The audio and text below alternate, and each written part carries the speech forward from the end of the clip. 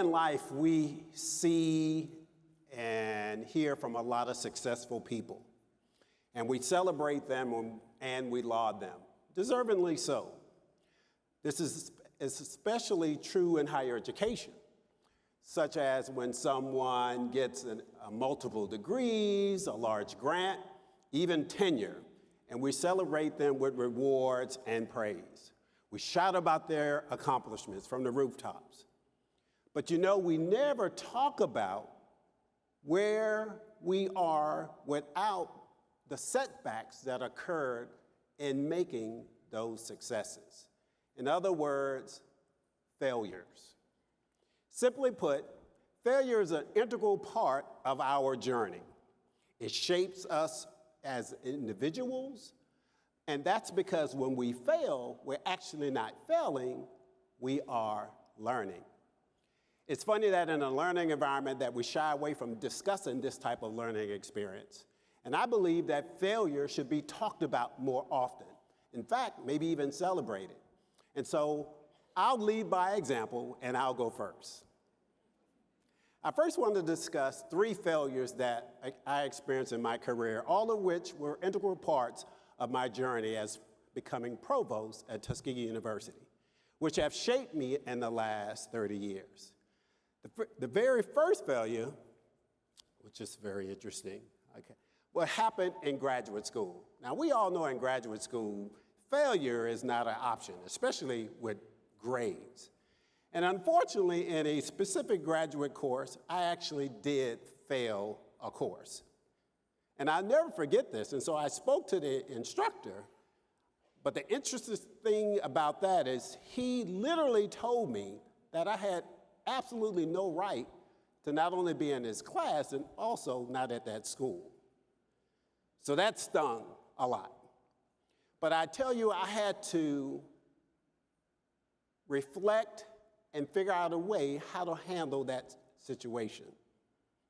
It's important that we take some time, in my judgment, to sit and reflect on that situation. And so instead of letting him dictate to me, I decided to myself that I'm going to let that motivate me. And that's exactly what I did. I worked harder, more diligently than I ever had before, and I actually took that course again with another professor and did very well, which tells me a little about that professor, right? But I digress. So in the end, I finally finished that degree, and trying to be a little salty, I sent a copy of my degree to him. Yeah, that deserved, right. So the point is, in that instance, you take some time and again, reflect and rebound. And that's what I did in that early part of my life. And that's something I think that we all should do, and we should do differently. Assess what maybe resources that we need, a different approach, any of those kinds of things. A good example, someone we all know is Oprah Winfrey. She was told that she was unfit for television. Go figure, right? Well, she definitely proved that particular station wrong. And now she's well known all over the world, a philanthropist, and now worth over $2 billion. Just like Oprah, you have to rebound. So how do you do that? First, again, recognize that whatever expectations you have for yourself, assess those preparations for time and effort, prepare and prepare more, and then next time, in my judgment, I think you'll be ready. But once you process those emotions, and I think that is something we have to do a better job at, is assessing those emotions and taking stock of who we are, where we are, and learn from it, and then move on. When you stop to take time and do that and go through that process, I believe, in my judgment, you'll be ready for success. The second lesson I like to touch on is also about failure, but not allowing it to define your worth. The next failure kind of rocked my world was that I've always had this desire to go to Harvard. the world's best university, according to rankings, right? I wanted to put myself in that type of high intellectual environment. So I applied for this prestigious fellowship, and guess what? Failure, right? I didn't get accepted. So the question is, how do I deal with that kind of rejection? Was it about myself? Was it about my credentials? Was I smart enough or not smart enough to be at Harvard?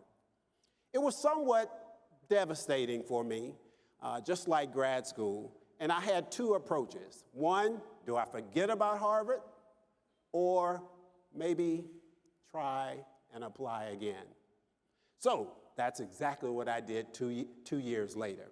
And lo and behold, Harvard was smart enough to accept me, and I spent 1 year as a Harvard Fellow in the School of Engineering and Applied Sciences. Fantastic year, learned a lot, and more importantly, it kind of validated also my self-worth. So even though that type of failure, you just have to, in my judgment, feel that if managing the appropriate emotions and again, reflecting and rebound, you too can succeed. So dealing with failure is an ongoing type of experience. And I'm sure all of you have done that in your own kind of way. But it's important to have those feelings, but remember that your worth and your value is not determined by someone else. I know in this world where we judge ourselves, but how many likes on Facebook or how many publications that are cited. I'm sure nobody in this beautiful audience, have a TikTok account, okay, and judging by that as well. But your worth is, I believe, again, self-determined. So the other lesson I learned was also about self-worth, but not with regard to anyone else.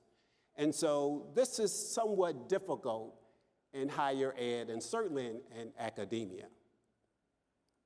I've learned to be very resilient, I must say, as I digress a little bit, because of the early part of my life as a single parent home. My mom and my daughter you see in the top right, the three of us went through a lot. And actually, in many cases, in the early part of our lives, the three of us moved from place to place, one dilapidated home to the next, in some cases, a place with no running water or electricity. But doing that process actually made me more resilient. And in a lot of ways, value in terms of my own self-worth. And then when my mother got married again, we adopted this blended family, and it was just a fantastic place to be. So the third lesson I would like to discuss is to remember that it isn't never, it's simply not now. Well, what does that mean? Well, one, you have to be patient and never give up. And that brings to me this third lesson. Believe it or not, I applied for my current job multiple times, including jobs at other institutions to become a provost. Now, I have to say that in those cases, I did not get the job, but still remaining resilient along the way. So eventually, as you know, I did end up becoming a provost at Tuskegee. And so in reflecting on that, I understood that just because it wasn't at that particular time doesn't mean not never. And being resilient is important. For those of you who don't know, Tuskegee is a small university in Alabama, about 3,000 students, a STEM-based school, and I can honestly tell you, I have the world's best job. It's a position I can serve as a role model, make an impact on the students and the population where I am, and I truly believe that I'm in the right place, serving the right president, in the right situation for my family, and the right institutional culture. So I'm very lucky to have this dream job spent a lot of time talking to students and interacting with them as well. I believe as you go through all these tough times, failure is part of that process, and how we deal with it is one of those determinants. In fact, I recall consoling one of my former graduate students, describing to her being very vulnerable and transparent of the experience that I had as a graduate student. And so we talked about that, and we talked about the emotions and how we were going to rebound. And lo and behold, she did do just that, and she graduated from the University of Michigan. Go Big Blue. So in our journey, the timing may not always be right, but it's essential that we trust that it will happen, and we trust that we're here for a reason, and that we are here for a purpose. So, what's the big takeaway? Failure is a prerequisite for success in every area of our lives. Fail often, and sometimes fail hard, okay? But just prepare more and believe in yourself. Thank you so much for this opportunity.